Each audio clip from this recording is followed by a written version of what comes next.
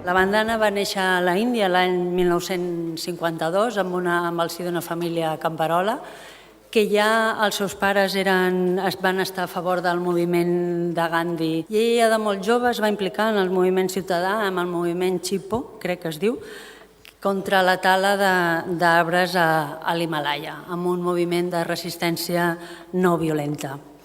Té una àmplia formació científica i filosòfica i sobretot una gran preocupació per la natura i la sostenibilitat del planeta. És llicenciada en física, va fer un màster en filosofia de la ciència, va fer un doctorat sobre les bases filosòfiques de la mecànica quàntica, però per la bandana Shiva el més important, crec, per lo que he seguit, he pogut llegir d'ella, que la sostenibilitat i el feminisme van sempre de la mà, no? L'ecofeminisme per ella és un moviment tan antic com la vida mateixa. Es tracta de posar la vida en el centre de l'organització social, comunitària, política i econòmica, i que això és una cosa inherent a les dones, que practiquem des de tota la vida, perquè som les dones les que tenim la cura, encarregada la cura i el manteniment de la vida. I la bandana, inspirada en el concepte de Gandhi de la no violència, també ha treballat per impulsar a les dones camperoles a recuperar, en aquest sentit, el seu paper tradicional de conservar les llavors, per plantar-les, per preservar-les i per oposar-se a les lleis del mercat i a les regles de l'economia de mercat i del comerç. En l'any 1983 se li va concedir en reconeixement a tota la seva implicació en els moviments civils i socials el Premi Nobel Alternatiu de la Pau. I actualment és membre del Fòrum Internacional per la Globalització i encara té moltíssimes coses més a dir i li deixem amb ella que ens les expliqui. Bandana, moltes gràcies per estar aquí i tens la paraula.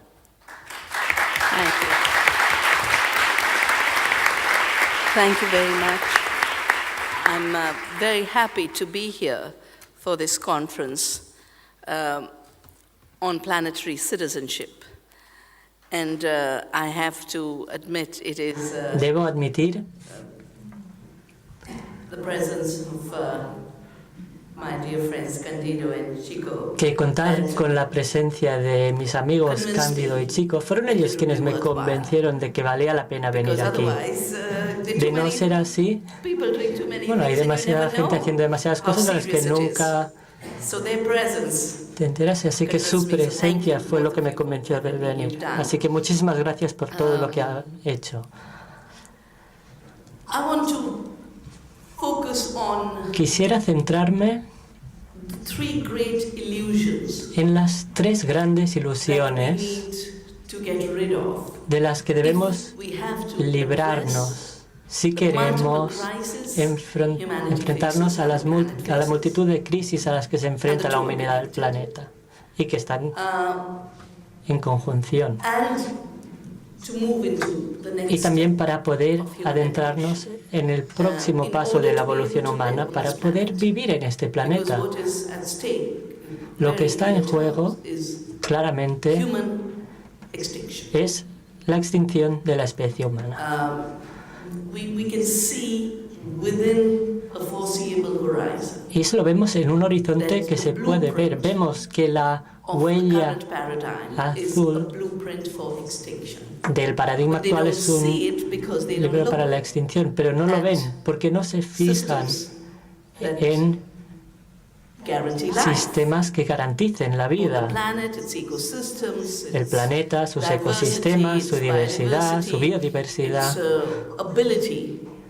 la capacidad de mantener una temperatura, de reciclar el carbono, el nitrógeno, el agua, así como la capacidad de los seres humanos para trabajar junto con estos procesos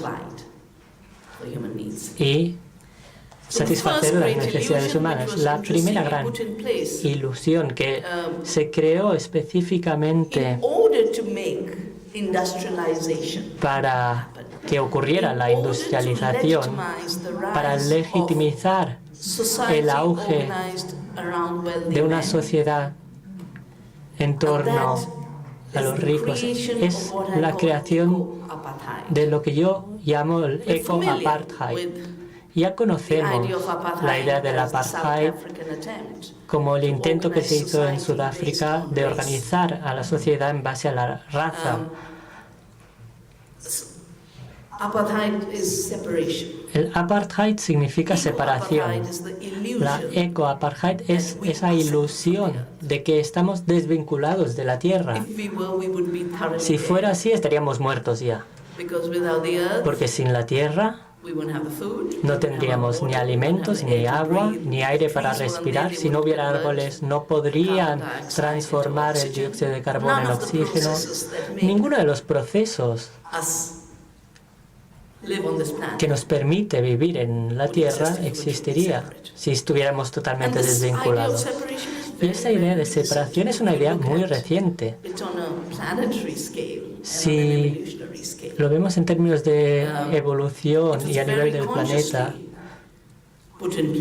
se creó para legitimizar, y de forma muy consciente, para legitimizar 3 procesos que evolucionaban al mismo tiempo.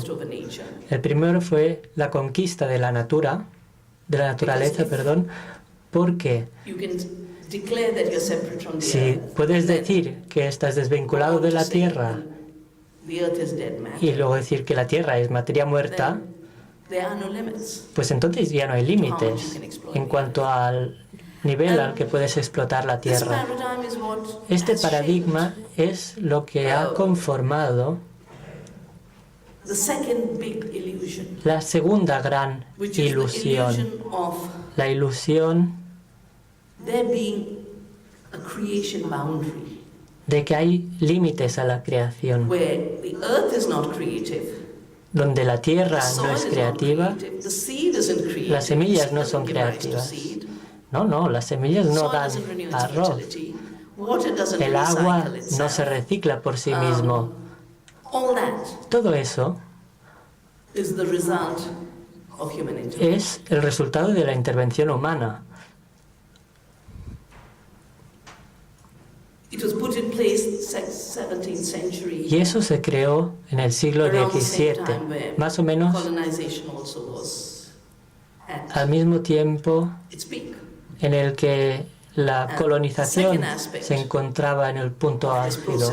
El segundo aspecto de este proceso fue, por supuesto, la colonización de los pueblos indígenas, sus tierras, sus territorios, sus recursos.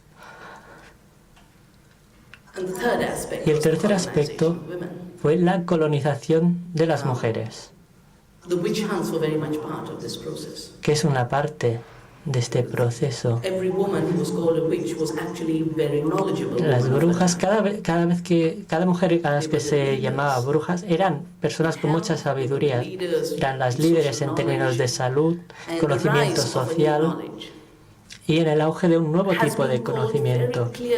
Y ese auge de este conocimiento, Bacon, a quienes llaman el padre de la ciencia moderna, lo llamó este conocimiento como un conocimiento que llevaba al surgir de una atadura masculina. Lo acuñó en términos patriarcales. Y como se ha dicho una y otra vez, no es a través del suave conducir de la naturaleza lo que hace que evolucione, sino el poder de amarla lo que hace que haya conocimiento. Él incluso llegó a escribir que hay que violar la naturaleza para crear más conocimientos. En 1743 se creó la Royal Nature Society. Henry Sundberg, su primer secretario, dijo que el objetivo era dar forma a una filosofía masculina en la que el hombre pudiera establecer un imperio sobre la Tierra. Es decir, que el objetivo era un imperio sobre la Tierra y las criaturas, los animales menores, e incluso incluía a los pueblos indígenas, a las mujeres.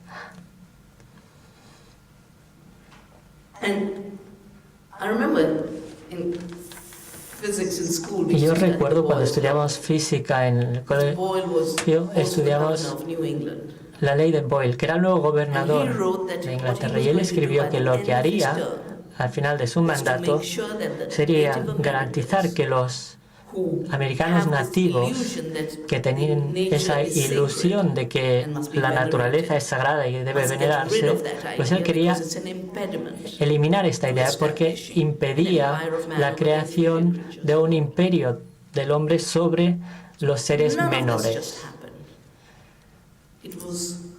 Nada ocurrió por casualidad, fue algo que se creó como el marco para justificar la violencia que ya se desarrollaba o que se iba a desarrollar. Violencia contra la tierra, contra las mujeres, contra los pueblos indígenas, etc. En todo el mundo. Y incluso se creó una categoría jurídica, terra nullius, la tierra vacía. Puede que esté llena de especies, pero está vacía a no ser que se pueda conquistar, perdón. La tierra está vacía de personas. Él decía, es decir, que los aborígenes de Australia, que tenían sistemas magníficos para gestionar los ecosistemas. Australia se la ha llamado un arbusto a su gente, como gente sin inteligencia, pero se le ha llamado también el mayor jardín de la tierra, y ahora sale a la luz pruebas que todo ese continente se gestiona bien. Cuando se leen los documentos jurídicos relacionados con los pueblos aborígenes en Australia, que fueron importantísimos para el desarrollo de la legislación sobre los derechos de los pueblos aborígenes, una parte de la asunción de que Australia estaba vacía era porque los aborígenes no cultivaban manzanas. ¿Pero por qué iban a cultivar manzanas? Y para los aborígenes americanos, en la formación de la propiedad, Locke decía claramente que no tienen derecho a la propiedad porque no saben cómo cazar al bisonte. Tal y como yo lo veo, cazar animales y ponerlos en una granja, eso es primitivo, es cruel y violento. La coexistencia con los animales, con los ríos, con los bosques, eso requiere de un conocimiento muy sofisticado. Pero la estructura de quién ostenta el conocimiento, qué es el conocimiento, como he dicho, se forjó en base a la asunción de que la Tierra estaba muerta y vacía y que la naturaleza y las personas, especialmente las mujeres, no tenían inteligencia, ni creatividad, ni conocimiento. Y ese proceso ha llegado a su punto álgido hoy. El motivo por el que creé Nafdanya, que significa 9 semillas, 9 cosechas, refleja un equilibrio planetario, así como el equilibrio nutricional en nuestro cuerpo. Y eso me lo enseñó un campesino tribal. Cuando empecé a recolectar semillas, vi un campo con cultivos, con 9 cultivos. Y dije, anda, tienes 9 cultivos. Había empezado a estudiar los monocultivos y me dijo, sí, es Nafdanya, y me explicó lo que era. En India tenemos los 7 planetas, pero también tenemos 2 planetas que son una sombra, que dan mayor fiabilidad a los cálculos astronómicos. 9 planetas, 9 cultivos en los campos y la nutrición para el cuerpo. Es un gran equilibrio del nivel micro al nivel cósmico. Y cuando me dijo eso, dijo, ese será el nombre para nuestro movimiento, que empecé en el 87. ¿Por qué? Bueno, no tenía muchos conocimientos, pero en 1984 había llevado a cabo un estudio sobre el modelo agrícola. Habíamos tenido dos desgracias, dos desastres en mi país.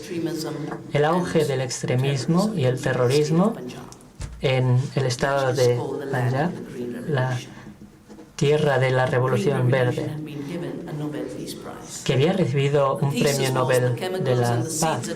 La tesis es que los químicos y las semillas adaptadas a los productos químicos llevarían a la prosperidad y que nunca más los campesinos se levantarían. Pero sí, lo hicieron de una forma muy violenta. Murieron 20.000 personas y ese mismo año hubo el desastre de Bhopal. Hace 50 años, Bhopal fue un escape de un pesticida por parte de Union Carbide, ahora Dow Chemicals, y en ese evento murieron 3.000 personas de golpe. Ayer estuve con mi hermana y estamos recordando Bhopal. Ella es médico y acudió para brindar ayuda y decía cómo Union Carbide no mandó la información sobre el antídoto diciendo que era un secreto. La verdad es que si hubieran mandado esa información hubieran tenido que admitir que habían envenenado a las personas, porque el antídoto implicaba que había veneno. 3.000 murieron de golpe y 30.000 más adelante. Por eso inicié una campaña diciendo no más Bhopal.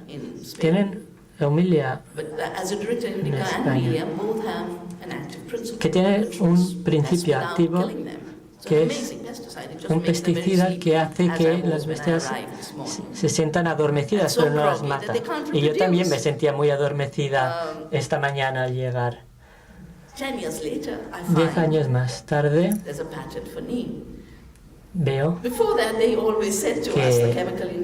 la industria química nos decía que era una superstición que este producto ni pudiera controlar las plagas. Pero luego la patentaron 10 años más tarde. ¿Cómo se puede patentar algo como NIM? Bueno, pues porque con la globalización se ha creado los derechos de propiedad intelectual.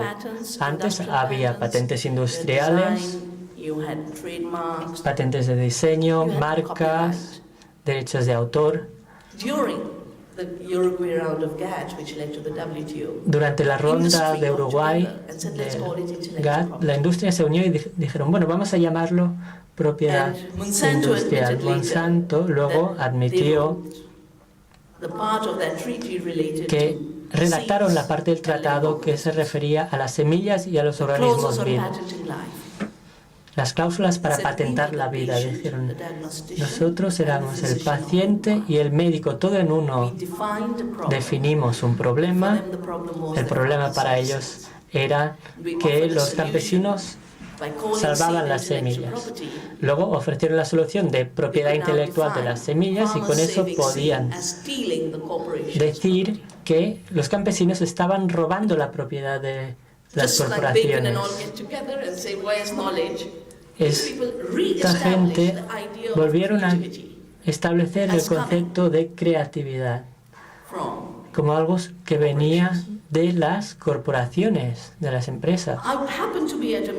Yo estuve en una reunión en 1987, especialmente por mi trabajo en la Revolución Verde, con las tecnologías. Las empresas químicas decían que tenían que poseer las semillas. Decían, bueno, no únicamente podemos poseer las semillas, tenemos que manipularlas genéticamente para poder decir que hemos creado algo nuevo. Y nosotros somos los creadores, decimos, los transgénicos. Pues sí, ese fue un mensaje en inglés, GMO, God Moreover, Dios de nuevo en español, y tendrán que pagarnos por cada paso de la reproducción de las semillas. me pareció tan mal desde el punto de vista ético, científico y legal. Y supongo que como hemos tenido que tratar con otras formas de colonización, fue muy fácil identificarlo como una extensión de terra nullius a lo que yo llamo la biorullius. Antes la tierra estaba vacía y ahora la vida está vacía, porque la vida se ha convertido en la única fuente más importante para los beneficios. Antes eran las mujeres quienes se ocupaban de la vida y ahora se han apropiado de estos bienes comunes que hacen posible la vida. Las semillas, el agua, el aire, el clima, los sistemas sanitarios, educación, sistemas de pensiones, la cultura del trabajo, como se ha descrito antes. Es decir, que uno de los aspectos y resultados de esta falsa idea de creación es apropiarse del conocimiento adquirido a lo largo de los siglos y decir que es un invento. Se patentó en 1994. Yo me uní a los Verdes de Europa, así como la Federación Internacional de Movimientos de Agricultura Ecológica. Las presidentes de ambas asociaciones eran mujeres y luchamos durante 11 años. Hubo un caso contra el Departamento de Estados Unidos de Agricultura y una empresa llamada Grace, y les ganamos. No teníamos dinero, simplemente mucho amor y mucha confianza. Yo hice el trabajo sobre el terreno y ellos se movilizaban en Europa. Y recuerdo un día en concreto cuando los abogados de los Estados Unidos y de la empresa Grace dijeron: no, ella no puede estar aquí porque no es europea. Había acudido con 100.000 firmas de organizaciones y personas indias. Me dijeron: no puede estar aquí porque no es europea. Y dije: bueno, en tal caso ustedes tampoco, porque tampoco son europeos. Es parte de esta cultura del hombre blanco que lo gobierna todo y olvidan que estar en los Estados Unidos no significa estar en Europa, hay una diferencia. Luchamos también el caso contra Basmati, el arroz aromático. Basmati significa la reina del aroma. Una empresa, Texas, la patentó, la planta, el grano, el aroma del arroz. Dijeron que eran los creadores del aroma. Ese caso lo ganamos. En la India,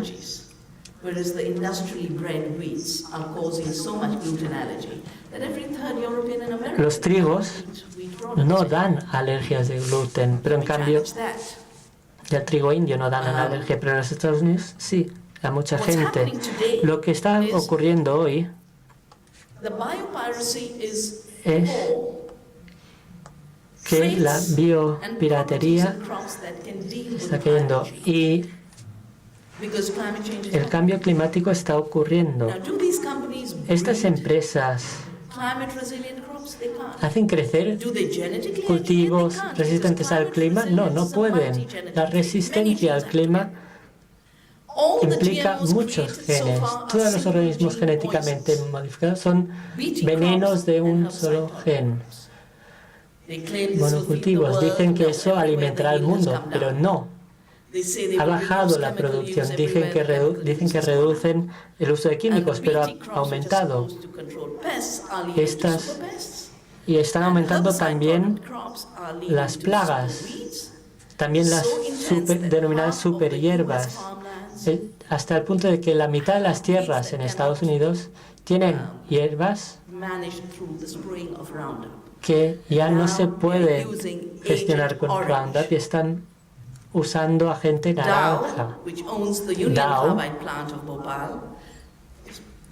que es propietaria de la planta de Bhopal, ha desarrollado maíz resistente a la agente naranja. Hemos visto qué ocurrió en Vietnam con el uso de este agente y quieren convertir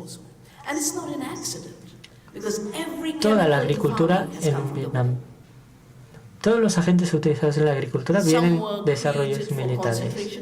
Unos se crearon para los centros de concentración, para matar a personas, y al acabar la guerra, pues reorientaron el uso de estos productos a usos agrícolas.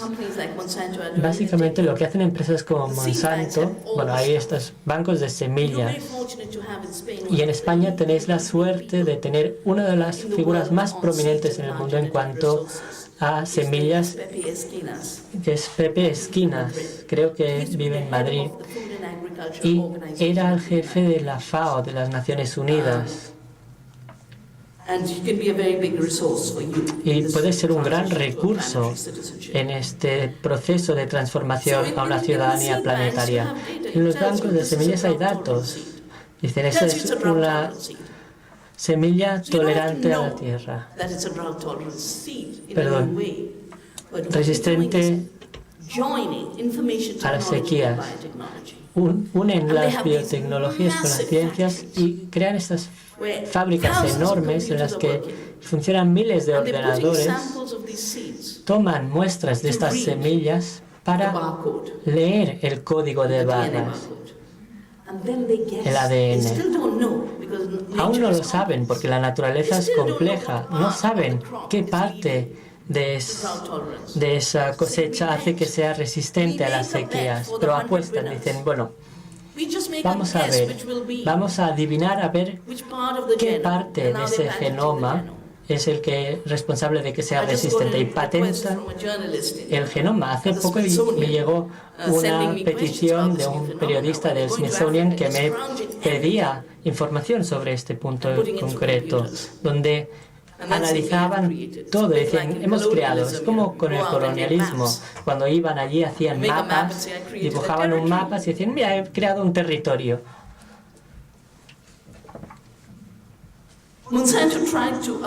Monsanto intentó hacer porque empezaron a trabajar en 1987 en estos temas, y yo en el Parlamento intenté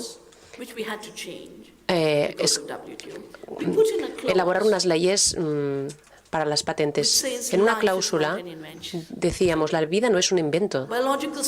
Los sistemas biológicos se reproducen a sí mismos. No son artificiales, no están manufacturados por los humanos. Y la reclamación de Monsanto fue rechazada, fue desestimada. Estas leyes las están intentando utilizar para amenazar a India. Está ocurriendo, son muy importantes y siempre van en contra de los derechos de las personas. No pueden crear un dictador para India. Somos un país maravillosamente caótico. Gracias a Dios por nuestro caos. Monsanto tiene la propiedad de semillas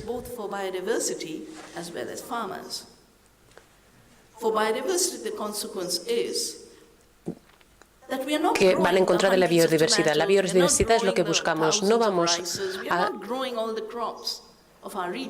cultivar todas las semillas de nuestras regiones a miles. Todo el mundo está plantando soja transgénica. Argentina lo único que hace es plantar soja transgénica.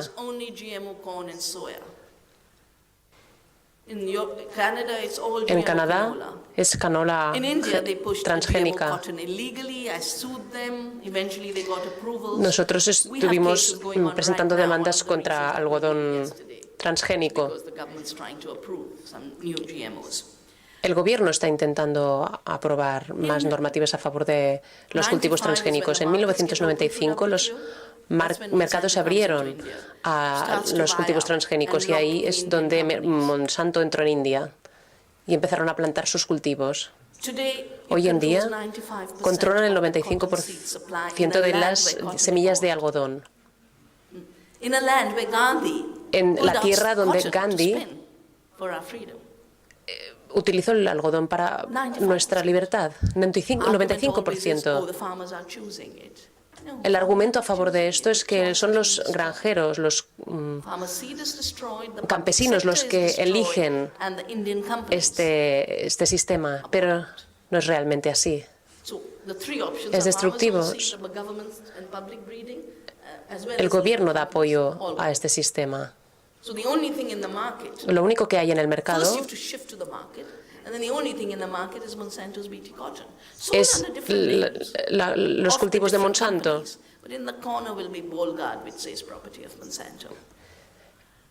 Son diferentes compañías, diferentes empresas, pero todas propiedad de Monsanto.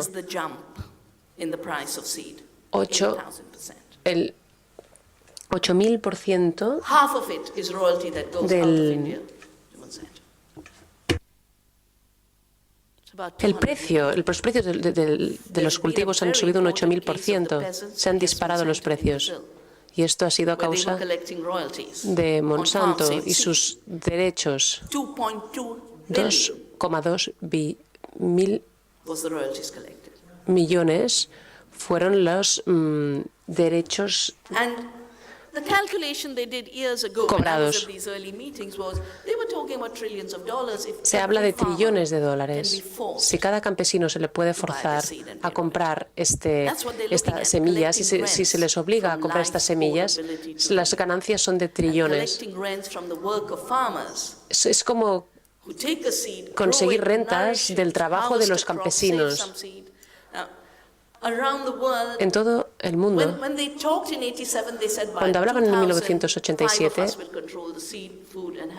decían 5.000 personas del mundo son los que van a controlar las provisiones de semillas y cultivos. Por esto yo defiendo a cada campesino y cada semilla.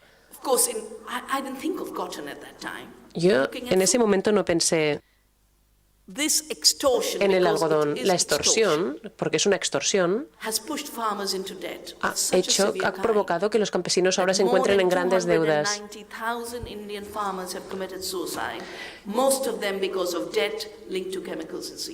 Y más de 90.000 campesinos se han suicidado por estas deudas.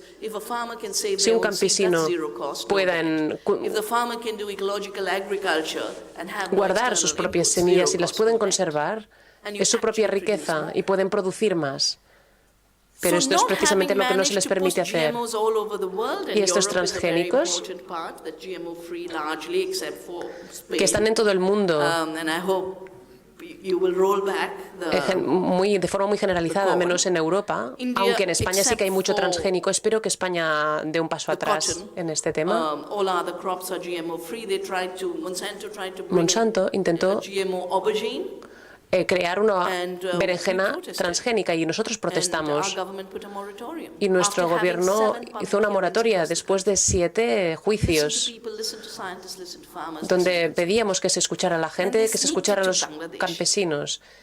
Y en Bangladesh se habló de fronteras abiertas. Ellos seguirán publicando artículos de lo bien que lo hacen. Yo creo que esto será la forma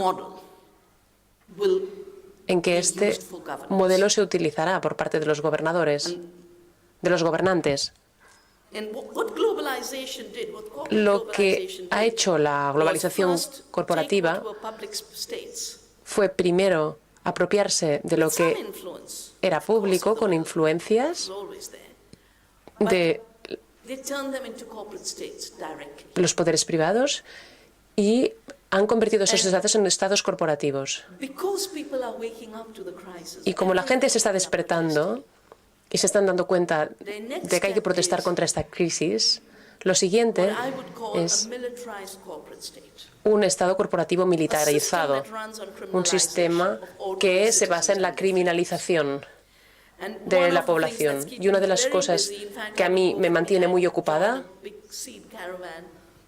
y estoy en una caravana para las semillas, estos lobbies de Monsanto propagando materiales, y tenemos una ley donde cada semilla tendrá que ser aprobada por Bruselas. O sea que en las montañas de España no se pueden cultivar las semillas que se quieran.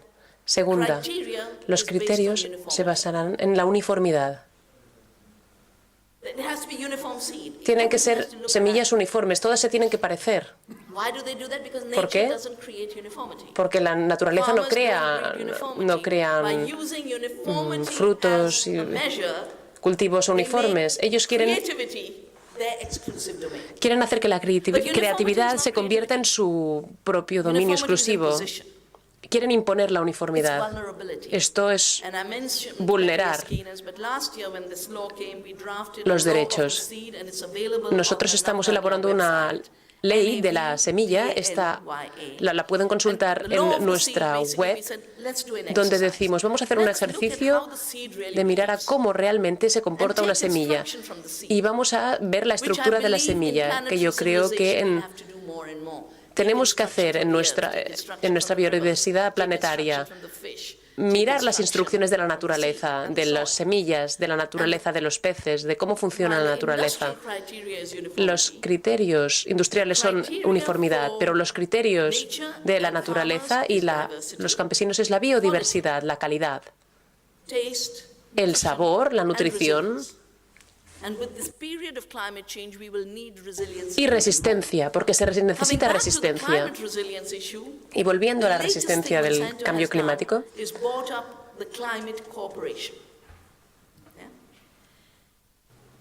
tenemos una situación donde en Estados Unidos están intentando aprobar leyes para que los gobiernos no puedan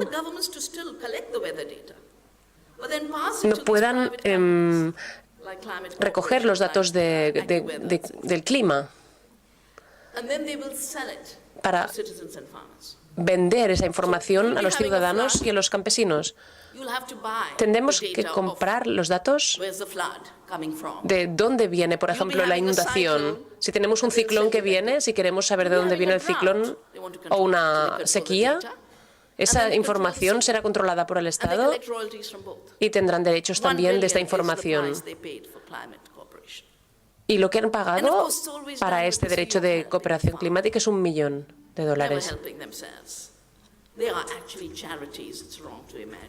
Ellos se pintan como cooperaciones sin ánimo de lucro, además. O sea que estas nuevas leyes para que las semillas indígenas sean declaradas ilegales son resistentes. En Europa estamos trabajando con el Parlamento Europeo, con el Comité de Agricultura, y esa propuesta de ley se ha rechazado. Nuestros colegas en Colombia están protestando con mucha fuerza contra una resolución que se llama Resolución 970.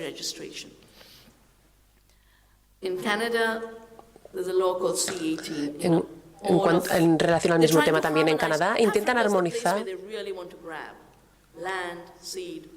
las semillas, el agua y en África. Quieren acaparar las tierras de África y los cultivos de África. Y quieren aprobar leyes para apropiarse los derechos de cultivo en tierras de África. Armonizan las leyes. Una ley para todo África. Quieren armonizar las leyes para eliminar las diferencias entre los países, ya sea un país desierto, un país con vegetación.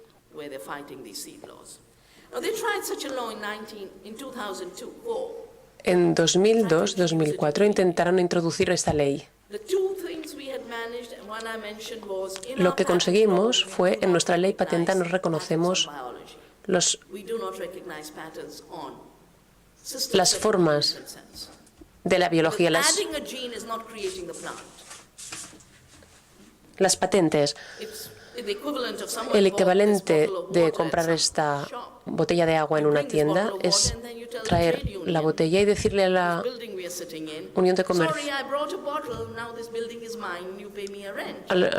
esta botella es mía y ahora me tienes que pagar un alquiler para esta botella. Esto no se permitiría.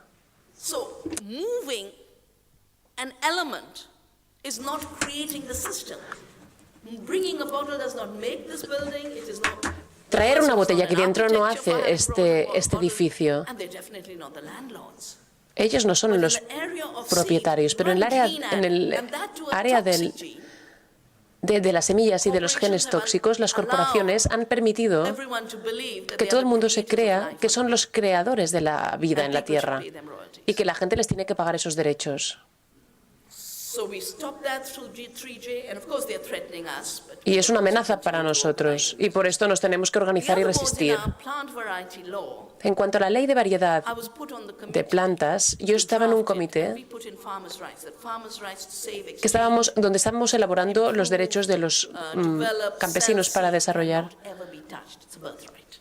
las semillas, que son derechos de nacimiento. No se pueden tocar los derechos a las semillas.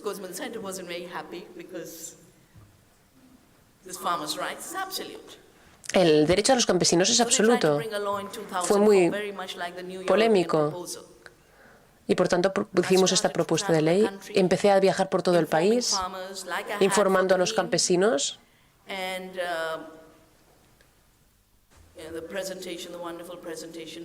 Y tuvimos una presentación fantástica sobre vivienda y desobediencia civil.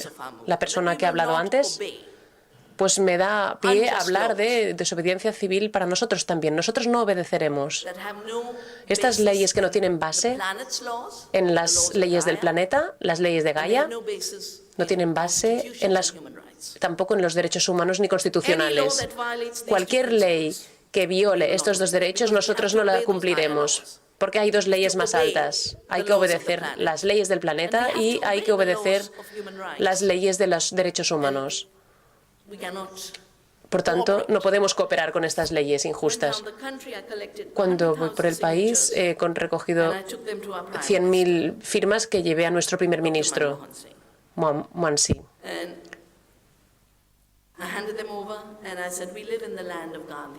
Le dije, vivimos en la tierra de Gandhi.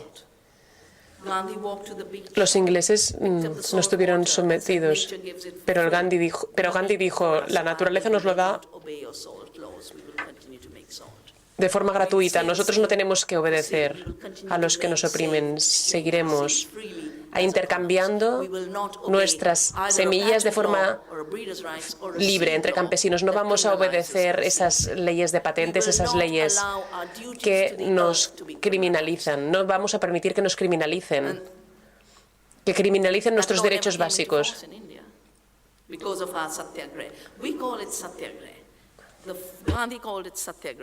Satyagraha, la fuerza de la verdad, es de lo que hablaba Gandhi. En septiembre tenemos una fecha muy importante. Tuvimos otro 9 de septiembre que no hace...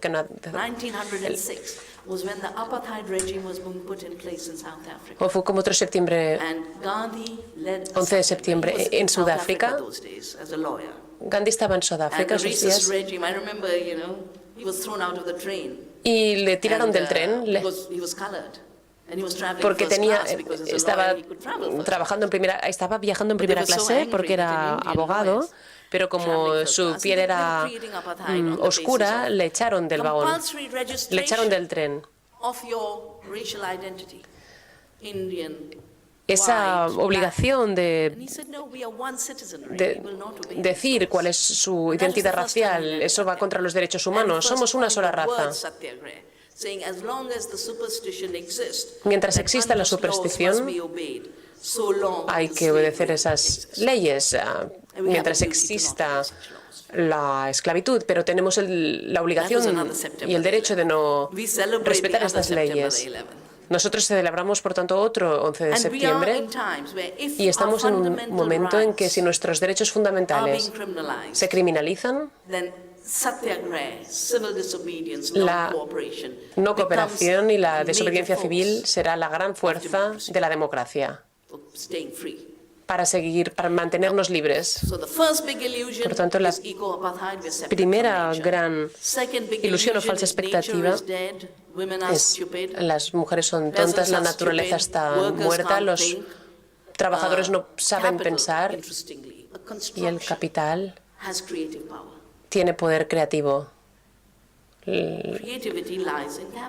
la creatividad como si dependiera del capital. Y la tercera gran falsa expectativa está relacionada con la idea de la creatividad.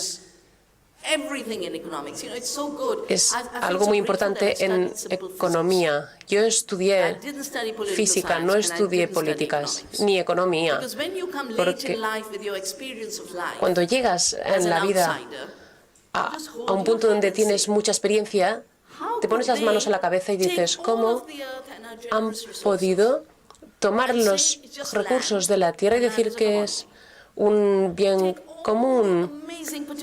Todo el potencial de los seres humanos, todos los conocimientos y capacidades, y decir, solo es trabajo, es fuerza laboral. Y el dinero, que tenía que ser un medio de transacción, no era nada en sí mismo, era una relación. Es un billete, es una promesa de voy a pagar. No es nada en sí mismo. Sin embargo, el dinero se ha transformado en capital. Y aquellos que controlan el capital se dieron cuenta de que había riesgos. Cristóbal Colón y los españoles iban mandando sus navíos, los portugueses, los franceses, los ingleses iban a luchar a los océanos y a veces los barcos no volvían llenos de oro. Así que crearon el límite de cooperación de sociedad anónima para que los individuos nunca perdieran, para cubrirse las espaldas, que ha continuado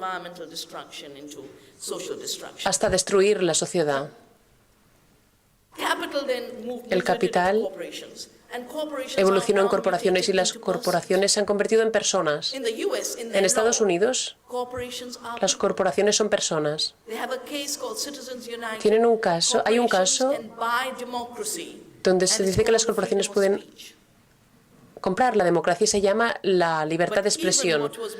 Pero incluso lo que se hablaba en la sesión de antes, los banqueros, como inversores, tienen más derechos que los ciudadanos de a pie. Estaba leyendo sobre Grecia. Han destruido los puestos de trabajo, el sistema de los pequeños comercios, no hay pequeños cafés, solo hay grandes multinacionales, no hay pequeñas librerías, solo hay McDonald's y Amazon. Se ha destruido el sistema de seguridad social en Grecia también. Si vamos alimentando esa ilusión o falsa expectativa de la construcción del capital como riqueza, no nos daremos cuenta que la riqueza real es lo que nos da la naturaleza a través de los humanos. La tierra no es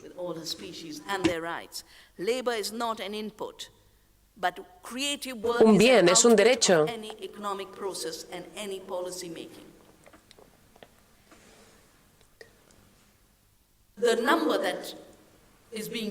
El número que se utiliza para gobernar es el Producto Interior Bruto, el PIB. Siempre pensamos que ha existido, pensamos que es una forma neutral de medir la riqueza y el progreso. Como se creó la agricultura química, se creó como resultado de la guerra, el PIB también se creó en la base de una producción artificial. Si produces lo que consumes, no produces. Por tanto, la naturaleza no produce, porque la naturaleza se recicla. Las mujeres no producen, lo hablábamos esta mañana. Las mujeres trabajan, es el trabajo más importante el que realizan, pero parece que no, porque su trabajo no es para los bienes, es para proteger la vida. El PIB Después de las guerras, but it's made the most powerful number. se ha convertido en la referencia y el número más importante, la cifra más importante.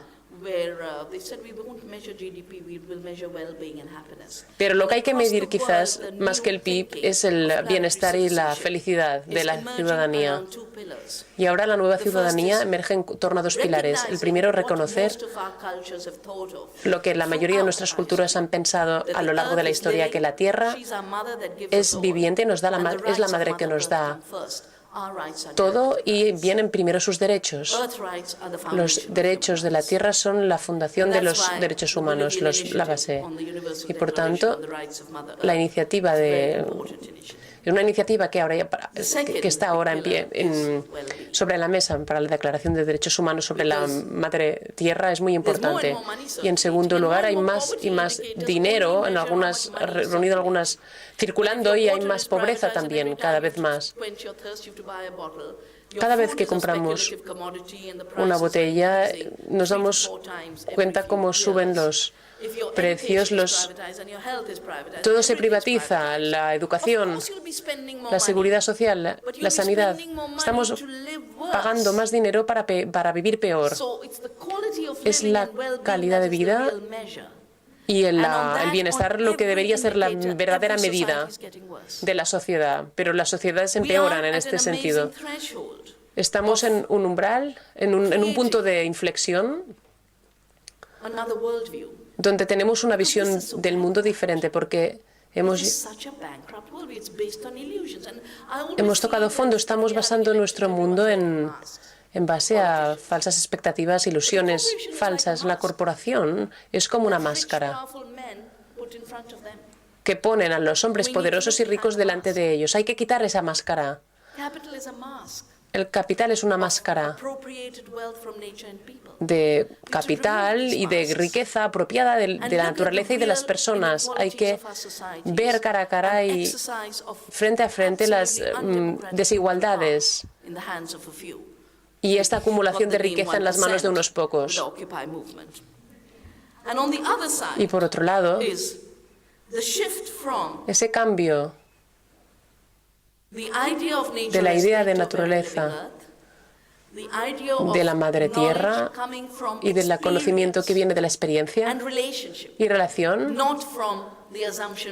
no la asunción de la materia muerta, y el reconocimiento de que la riqueza es el bienestar. El origen de la palabra de riqueza es bienestar.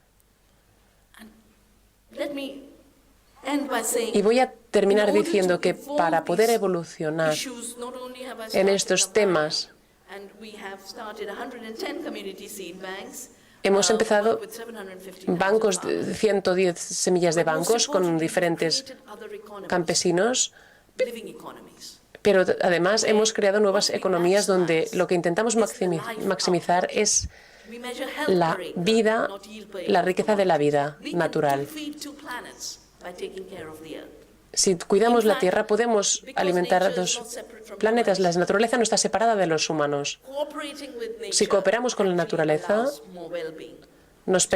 esto nos permitirá más bienestar para las personas. Hemos creado también una universidad en nuestra granja para crear una comunidad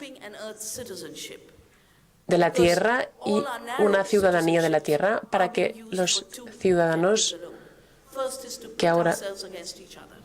porque los ciudadanos en estos momentos están programados para, primero, enfrentarnos unos a otros y, en segundo lugar, para reducirnos a puros consumidores.